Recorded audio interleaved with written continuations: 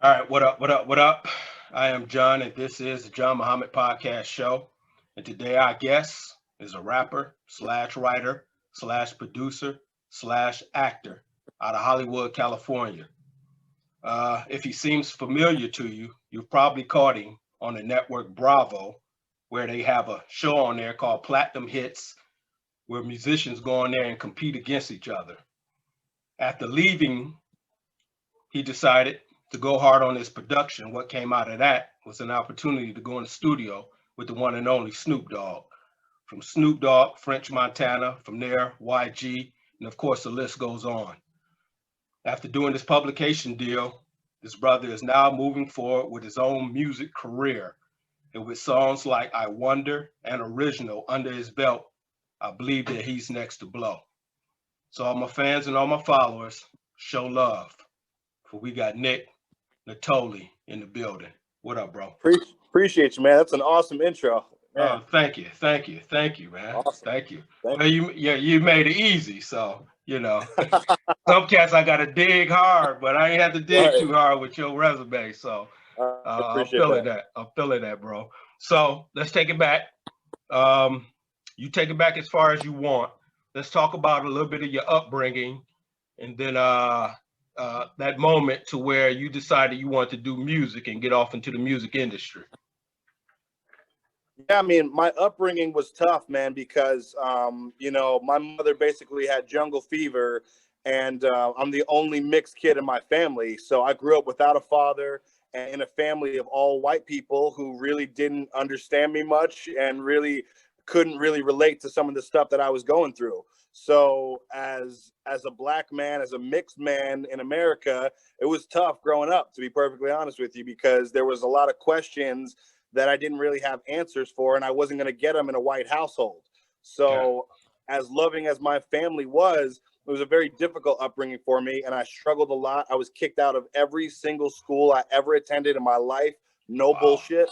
Yeah. Wow. And I was like a rebel child, man. I was getting expelled and kicked out of the district and shit. So like music is what kind of saved me and kind of grounded me and centered me. And once I found it, I never let it go because it was the one thing that I excelled at.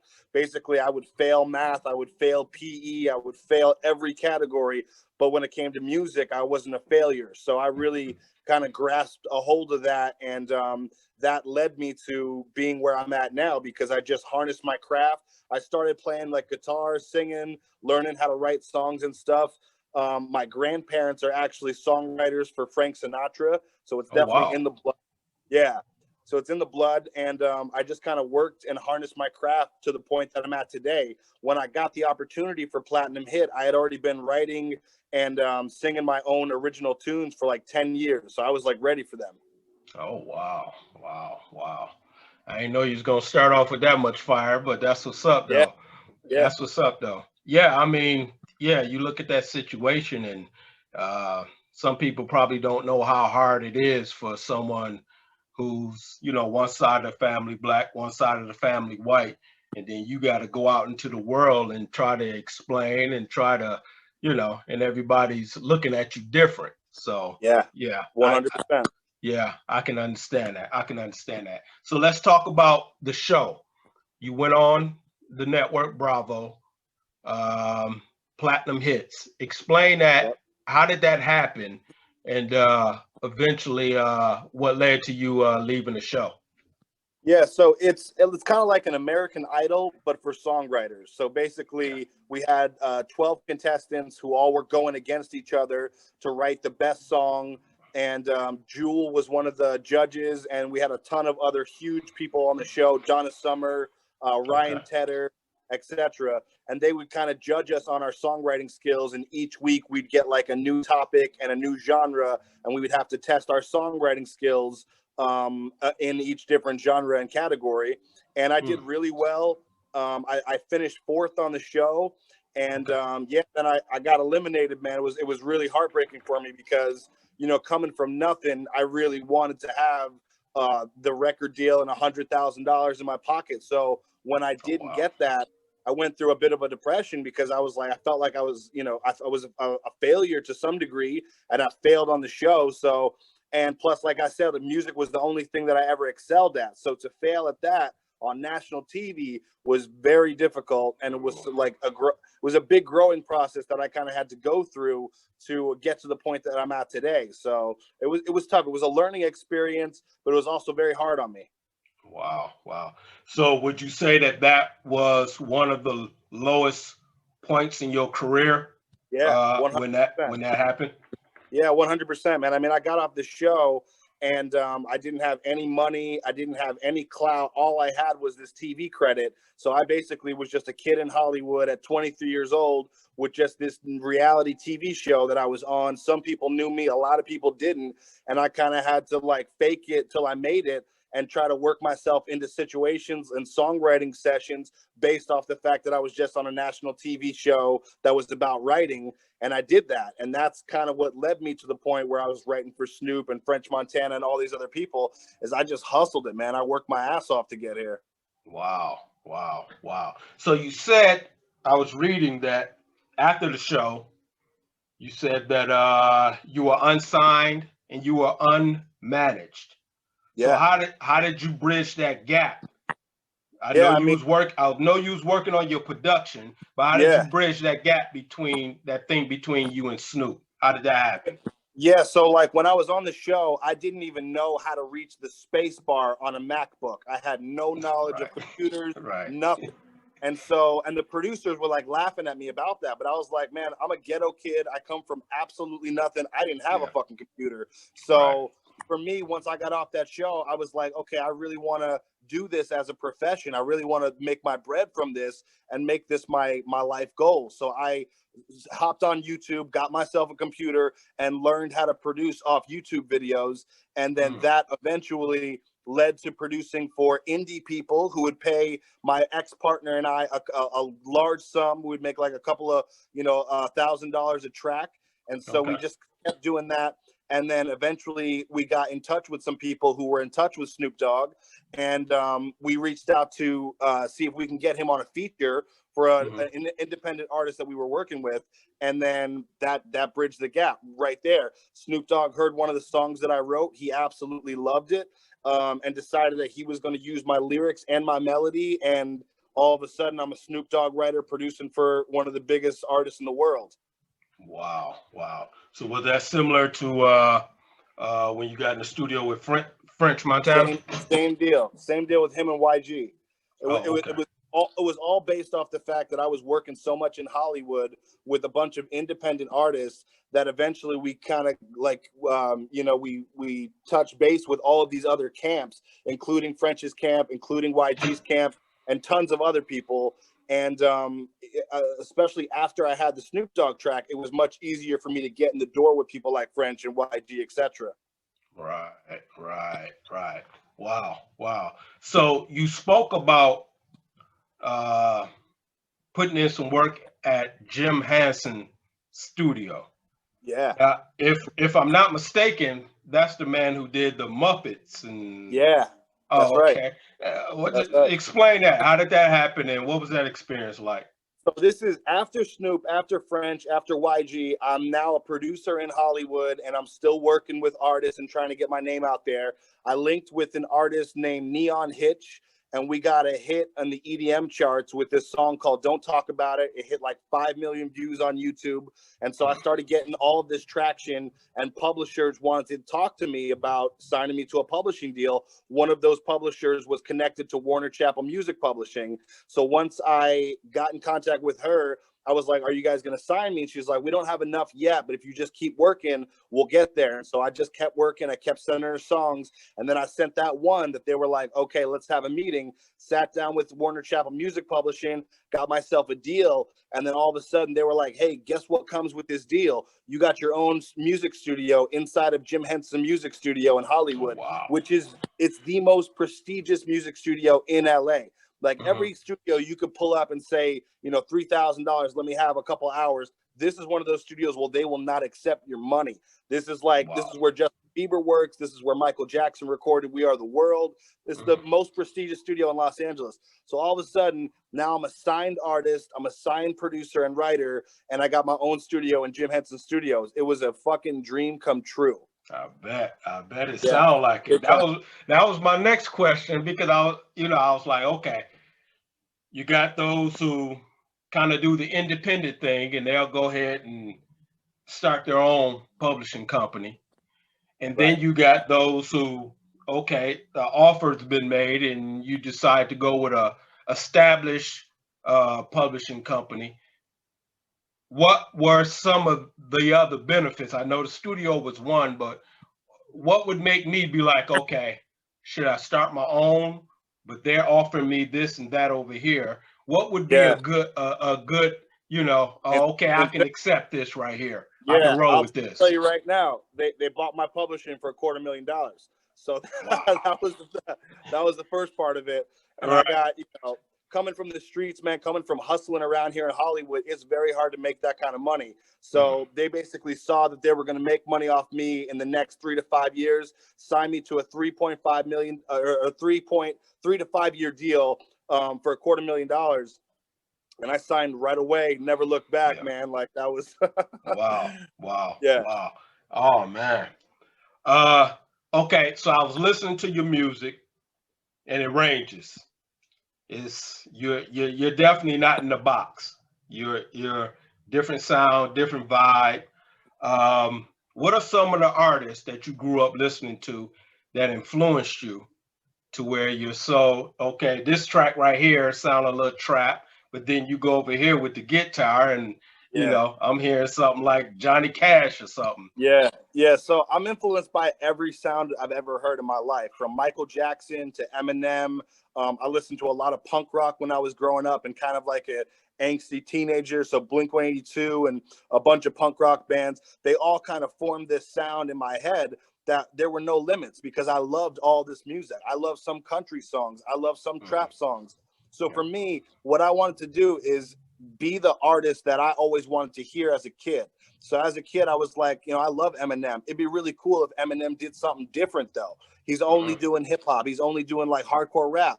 So same thing with every artist that I've ever listened to. It's like they're always afraid to really switch up the sound and really go left. And so for me, I'm like, listen, so many people have done so many things already. What can I do that nobody else has done?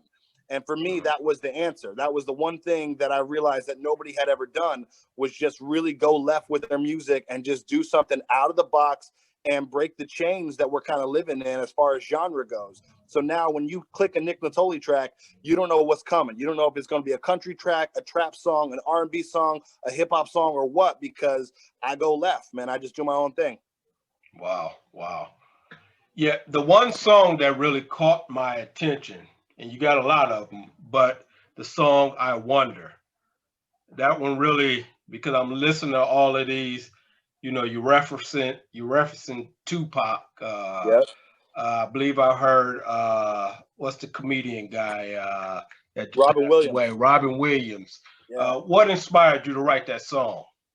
Yeah, man. I mean, there's not really a definitive answer for what happened to these superstars, but I just kind of want to bring a magnifying glass to the idea that maybe we lost all of these people for the same reason. Maybe there's one key ingredient that kind of ties them all together. Like maybe they all had too big of hearts and too much money and stature, that maybe perhaps the government ripped them away from us, or maybe somebody in power doesn't want to see people like John F. Kennedy or Martin Luther King really speaking their mind and trying to reach people, and maybe that's the common denominator that took them all down. So instead of telling you, I'm basically just asking. I say, I wonder what happened to this person. I wonder what happened to that person. But I'm really leading a horse to water so that you could drink and realize that it's most likely what I'm saying. Wow. Wow. Wow. That's dope. That's dope. So the song Original, I listened to that one. Explain that one. Yeah, I mean, that goes back to the whole switching up genres and doing my own thing. So I was like, I want to write a song about this so people are not completely thrown by me and they have an idea of what I'm about.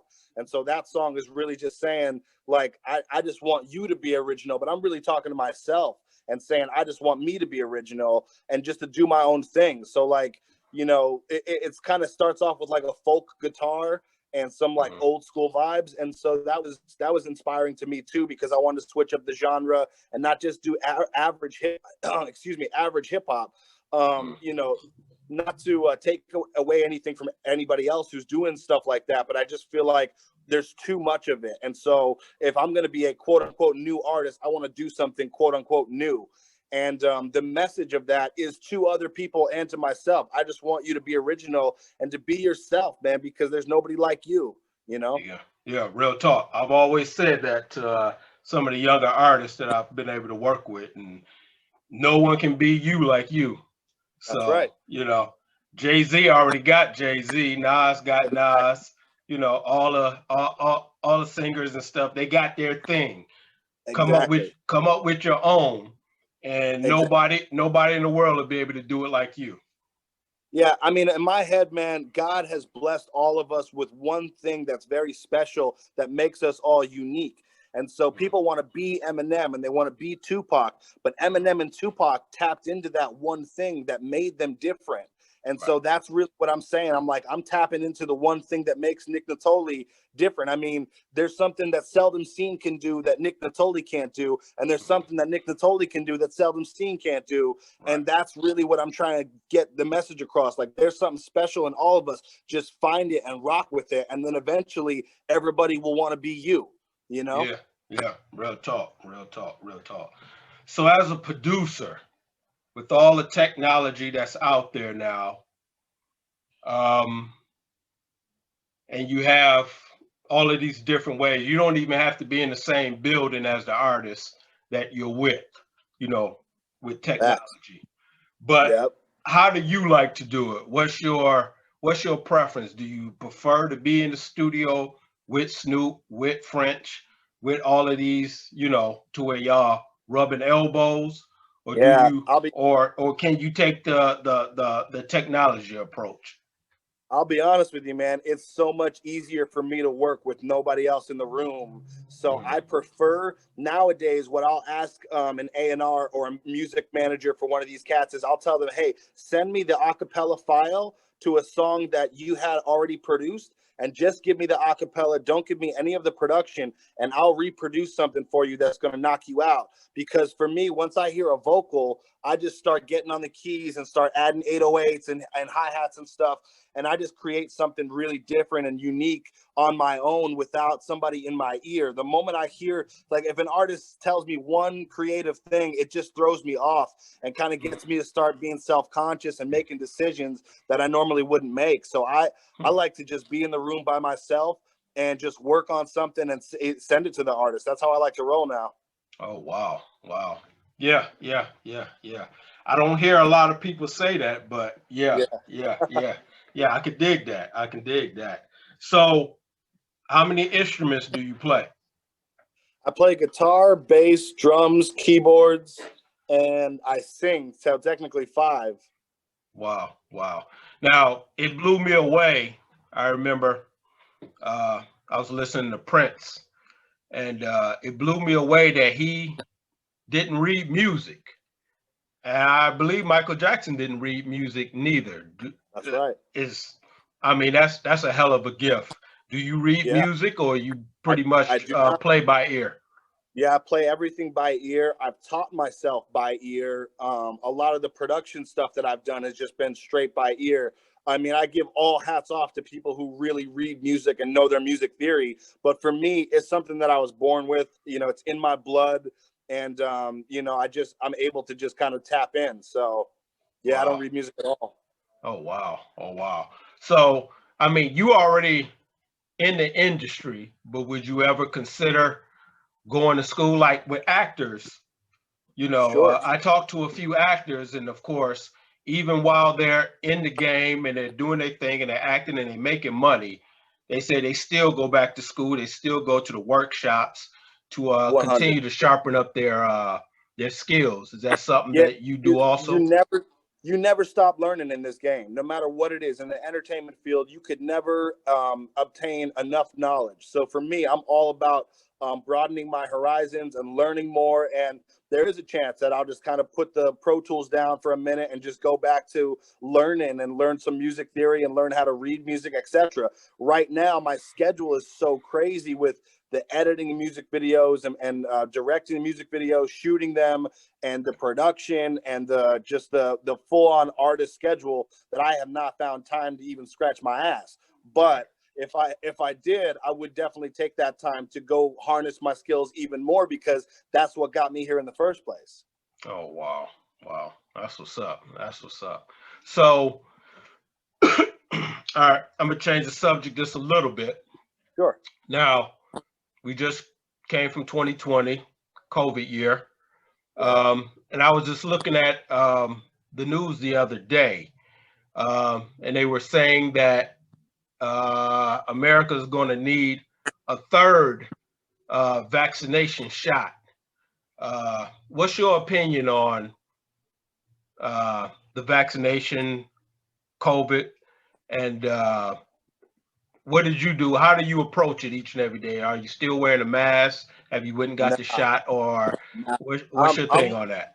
I'm a bit of a conspiracy theorist when it comes to those things, man. Like, I really think that the government is really trying to control us. And I believe that a lot of the racial stuff that's happening right now is also created by the government to try to get us to all be fighting with each other as opposed to loving one another. So for me, man, like my message is that we should all be concerned about one race, and that's the human race. We all bleed the same blood. We all want the same things, you know, love and kindness and shelter for our families and health and good vibes. So at the end of the day, they're talking about how different we are all day long.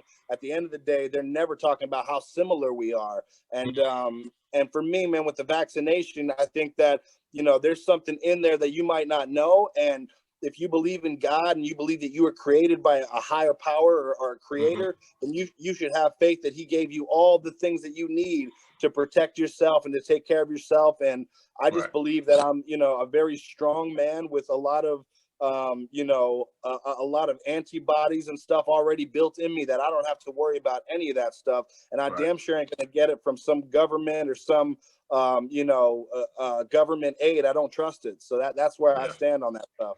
Yeah, real talk. Yeah, we think similar. We think very similar on that. Oh yeah, oh yeah, yeah. I've been arguing and fighting with people. They hollering about when you go take your vaccination. Probably never. Yeah, good. Don't take it, brother. I've been doing just fine without it. So that's right. That's what I said. I'm like, I've been going 30 years without any vaccination. I think I'm fine. So right. Real talk. So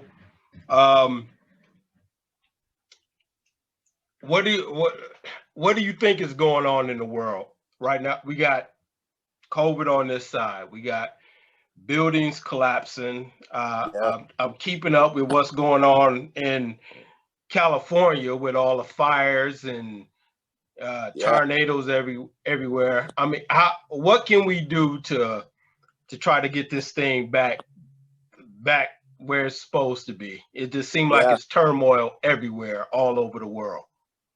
Well, I think that one of the things they're really trying to do is to try to stop people like you and I from getting on and having conversations. And that's what one big part of the lockdown is, that people weren't able to go to church and people weren't able to go to the grocery store and just talk face to face, because there's real power in that. There's real emotion and there's, you know, spiritual power if you hear the words that I'm trying to tell you in person. So, you know, even though we're on Zoom right now, we still have spiritual power that we're both conveying through our words. And so I think we're already doing a small part to try to help what's happening in the aggregate by just getting on and talking about our feelings about the vaccination, our feelings about the lockdown and stuff. And then other people hear it, and it's like a chain reaction. It's like a domino effect. They start to realize that this shit is bullshit and that they don't need anything like that. And I think that it's about control, man. I think they're really trying to control us, because at the end of the day, there are a lot of people on this planet. If we all start thinking alike and talking, it's fucking dangerous for them, for their agenda. So it makes sense to me while they're trying to, divide and conquer and get blacks against whites and whites against Asians and stop Asian hate, stop black hate. And I'm like, man, I'm a black man in America, and I'll be perfectly honest with you. Like, there is racism, but it's grown so much since y'all started talking about racism on CNN and BBC and broadcasting the shit to the whole world. Now it's the first thing on people's mind, and in 2019 it really wasn't. I think it's all about control. I think they're really trying to get us to start a riot and so that they can lock us all up and control us even further. Wow. So what would be the benefit of that? I mean, it seemed like everything was, we was getting along and we was getting things done and buildings was being built and there was jobs out here. What's the benefit for locking us up, basically putting us in a small prison? I mean, how does that benefit them? I think if you go back to Nazi Germany, it's really based out of fear. So you fear what you don't know. And if you're really talking about corporate America, and I'm talking about the white old men who own this country, they don't know us. They really don't know us. They've never sat down and had a conversation with you or I. So it's like, if you don't know us, you fear us. And that is the dynamic I think that they're really operating off of, which is fear and trying to control us and get us to be docile and kind of, less aggressive, which might have to do with the vaccine. There might be some shit in there that kind of calms you down a little bit and makes you more accepting to what's happening. And I think that's the ultimate idea, is just to control us and to kind of, bring us down a level in our vibration. So say 10, 15 years from now, what would the world look like to you? If we keep going at this pace, not good. In simple words, not good. Because, listen, if I have a kid today, that child is going to wake up in a world that's, vaccinated, on lockdown, and hearing about race every 5 seconds, as opposed to a world where we're not so focused on race and we're not locked down and people are out and running around like we did when we were kids. And that was a huge part of the reason that we are the way that we are, is because we were out and we were playing with our friends. And a lot of these kids didn't even get to go to school and they were locked in the house. So it's going to create a different dynamic mentally, physically, and spiritually in the children. And I hate to sound like an old time when I say the kids are the future, but they really are. So I think that it's important that we end all this shit right now so that we can get back to a way of living and creating humans who are filled with love and kindness, and teach them about race, teach them about what happened way back when, but don't harp on that fact. Don't make it so bad to where they can't even think about having a black or white friend because they think that that's wrong in some way. Or you see what I'm saying? We're harping on it too much, man. Right. No, I hear you. Because I can think back to a time where, especially when they really started talking about the black and white thing and da-da-dee and da-da-da. And I found myself leaving out the house already with an attitude. Sure. They bet not say nothing to me. Yeah. You know what I'm saying? And then eventually, even with the police, same thing. You drive in and, you already got this attitude. And then if they do pull you over, it's almost kind of like a bomb already ready to explode. It started at home watching TV, like you said. Exactly. I mean, I think the most important thing, especially that I want to get to your listeners, is turn the box off, man, because the TV lies, and it just like you said, it tries to get us aggressive, and it's got an agenda. It's not like they're just, not selling tickets. These motherfuckers are selling tickets. Even with the George Floyd thing, they're selling tickets. They're like, this happened, but this is what we want you to go do about it. We want you to riot in the streets. And you know what I mean? At the end of the day, man, it's like, kindness and love should be the message that's coming out of that box. And it's really not. It's fear, it's fear mongering, and it's hate. A lot of it is just straight hate. So for me, man, like, I don't watch any TV. I don't watch any mainstream bullshit ass news. And my life benefits from that. You know what I mean? I have a peaceful household because of it. So just like you said, they're like amping you up before you even leave the house. And then when something happens, you're ready to let that bomb go off.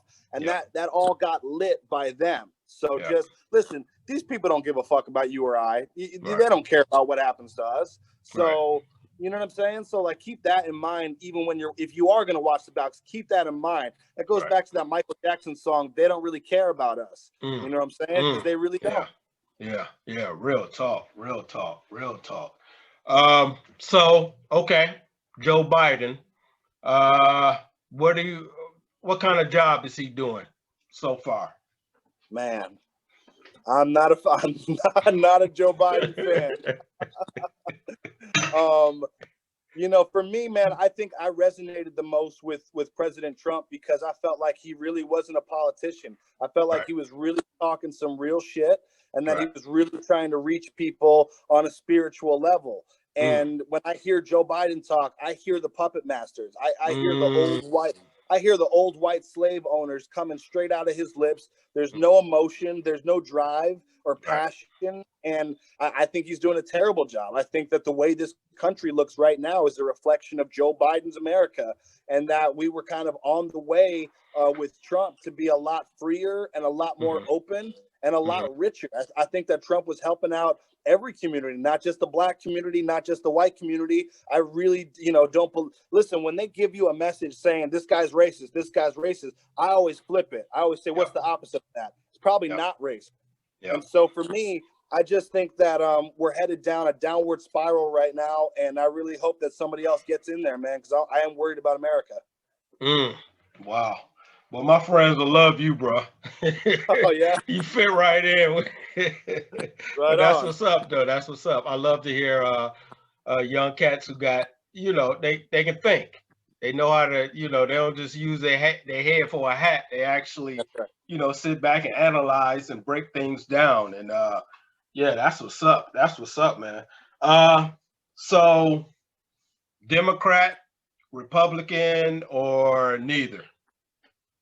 For me, I would lean a lot more towards Republican, but I would just like to consider myself an American who loves my country and really wants the best for the country. If a Democrat comes in and he's talking all that real shit and saying to not drink fluoride water and shit, like I'll be a Democrat. It really has to do with the person and their message. And I think that's a game that they're trying to do, is separate us into Democrat or Republican and divide and conquer. Once again, why can't we just be Americans who want the best for our children and want to raise, you see what I'm saying, and want to raise the best people and spread love, hope, and joy? Why can't we be that? Where's the checkoff box for that shit?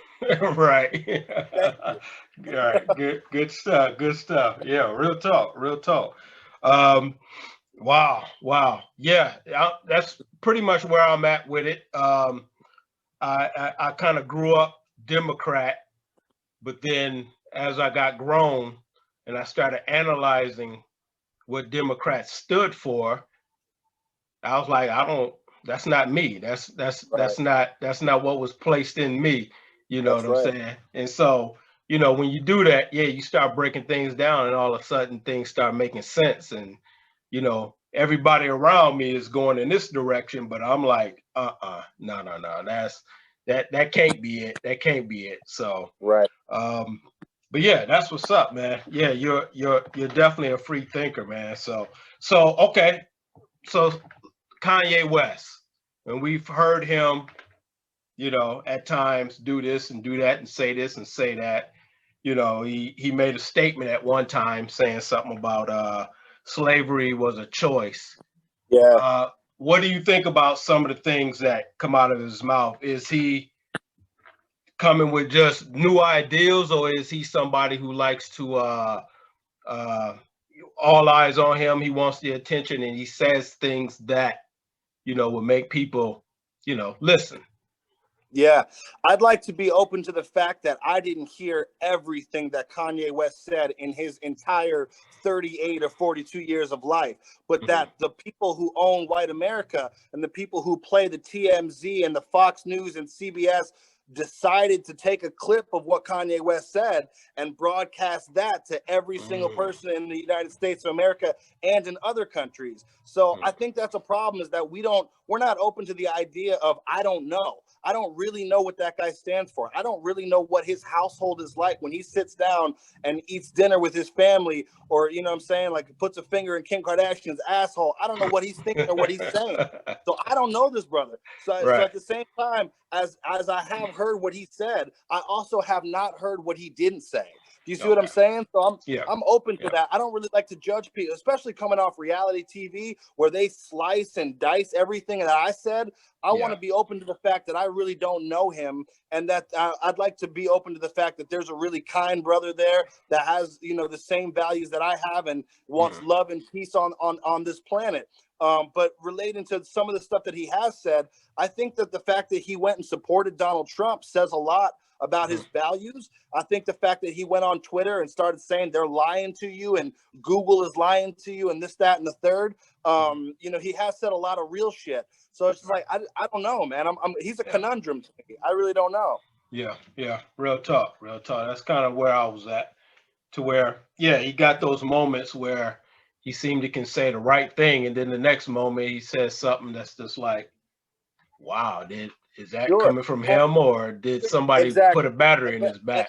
And his talent and his accomplishments and what he's done in this country for Black people alone should be enough for us to kind of be open to some of the stuff that he is going to say. Do you know how hard it is to rise to the level of Kanye West? Let me tell you, at 33 years old as an artist, it's not easy, brother.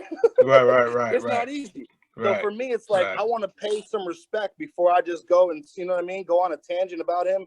You know, he's lived a very difficult life and done some very difficult things. So I just kind of want to give hats off, if anything. Real talk. That's what's up. Okay, so all right, we'll take it back. I just wanted to pick your brain a little bit on a little politics, and you get 2 thumbs up, brother. That's real talk. Likewise. Yeah. Okay, well, let's talk about some of the people who've helped you on this journey. I know there's a few key, very important people to where, you know, if you Jordan, you need Pippen, you need Cartwright, you need, you know, who are some of those people in your life? That's right. I mean, the woman who originally got me signed, she really pulled a lot of strings for me, and she went to bat for me to even get me to Warner Chappell. So I give hats off to her. She was a big part of the reason why I'm signed and doing my music with my own studio at Jim Henson Studios. My fiance is a huge help. Her family and her herself have really gotten behind my career. She shoots all of my music videos and really is a huge part of my inspiration. And she's very passionate about me doing my thing. You know what I mean? A lot of women could be like, you know, against it and causing a whole bunch of drama, which would not help me elevate to the next level. It's the polar opposite. I've got like a complete supporter, a lover and friend who's got my back, and behind every great man is a strong female. So I have that, and I thank her and her family a bunch, as well as my family for pushing me to do this, because, you know, as I was failing in all of these different subjects in school and stuff, they still motivated me to go for what I was passionate about and to do what I'm passionate about on this earth. So my family and her family, big time. Oh, wow. So who's are you assigned to a label, or just excuse me, or just the publication? So right now, it's a tricky thing because I'm signed to basically 3 different companies. One of them is called Bump Into Genius, and they're administered by Warner Chappell. So I'm signed to Warner Chappell and Bump Into Genius as an artist with a publishing/record deal. So I could go sign another record deal as an artist, but it really wouldn't make that much sense for me, because they're doing everything. They're putting the records out for me. They're publishing the records. They're pushing the records and stuff. So yeah, and then I'm signed to a management company as well called New Heights Entertainment, which is backed by this guy Alan Molina, who was responsible for like Lady Gaga, Red One, who's Lady Gaga's producer, and it's a good family. Wow. So, because you wasn't born in Hollywood, you actually came from New Jersey? That's right. Okay, okay. So Yeah. you was on the East Coast, and then you shot out to the West. What was the reason why you decided to go to Hollywood? Why Hollywood? So, yeah, my mom originally wanted to be an actress in Hollywood. So we all grew up in New Jersey, but then she decided to pack us up in a station wagon and drive from New Jersey to Hollywood, California, and start an acting career. And I was literally like 6 years old, and watching her go out on auditions and really be passionate and driven about her career, which eventually kind of like a domino effect led down to me. And once I was of age, I just went for it out here in Hollywood. Wow. So you just got a lot of talent, all mom, grandparents. Yeah, everybody been in the game. So that's right. Yeah, it almost makes it predestined that this is probably the game that you're gonna make your mark in. So yeah, big shoes to fill in my family. A lot of expectations. Oh, definitely, but I can see you got the confidence. So that's right. Yeah, no doubt. Well, this has been dope, brother. I said I wasn't gonna try to keep you too long. No, man, great. Oh, beautiful. So let's give some shout outs and give your social media and everything so everybody know exactly where you at. And then of course I'm gonna plaster it all over here. So awesome. Yeah, it's at NickNittoli, NickNittoli, and that's on Instagram, Facebook, YouTube, Spotify, on everything. Give me a follow, and I got a lot of new music coming out. I just edited a new music video right now before I hopped on this podcast, so I'm going to be dropping that at the end of tonight, and then I'm shooting another music video tomorrow, and that'll probably be out next week. A new album is dropping at the beginning of next month. It's called Self Untitled. Should be about 20 tracks, and lock in with me, man, because I'm continuously doing stuff all the time. Definitely. That's what's up. Well, this has been really dope, brother. Likewise. Yeah, like I said, I did a little study of you. I appreciate it, man. Yeah. Oh yeah. I want to ask the right questions and hopefully be interesting. You know what I'm saying? Sure. But I'm definitely a fan now. I want to hear more from you. I appreciate that, just from this conversation, brother. So you're doing your thing. Keep doing your thing. And I'll definitely be in touch, brother. And I'll holler at you one day when I get out there to Hollywood. Yeah, man, definitely do so. And I appreciate you, bro. I'm so happy that I reached out because this is an amazing interview. You took the time to actually know who you're talking to, which I can't say for every podcaster that I get on with. Right. So I really appreciate that. You work at your craft, and I see, and I appreciate that. I appreciate you, brother. And let's do this again real soon. Yeah, for sure. Let's do this again. Definitely. Thanks a lot, bro. You stay up, and I'll talk with you soon. All right. Nice meeting you. Salute, brother. Bye-bye. Yep.